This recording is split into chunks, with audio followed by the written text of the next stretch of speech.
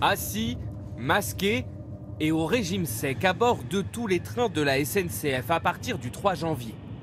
Il sera désormais interdit de boire ou manger. De nouvelles restrictions sanitaires diversement appréciées à bord de ce TGV aujourd'hui. Dans la mesure où on laisse les restaurants ouverts, je suis pas sûr de comprendre exactement l'intérêt de la mesure. Et je vais pas l'affamer ou lui dire qu'il n'a pas le droit de boire parce que c'est pas recommandé. Hein. Si ça veut éviter de propager un petit peu plus du virus que nécessaire, alors c'est très bien. Non, je respecte. Donc, si on commence à discuter chaque décision en disant de mon point de vue, c'est bien, c'est pas bien, on s'en sort pas. Donc il y a une règle, on l'applique. Des mesures indispensables selon certains professionnels de la santé à l'heure où le système d'aération des rames est pointé du doigt dans plusieurs études. Dans le train, on est nombreux dans un local qui n'est pas très bien aéré.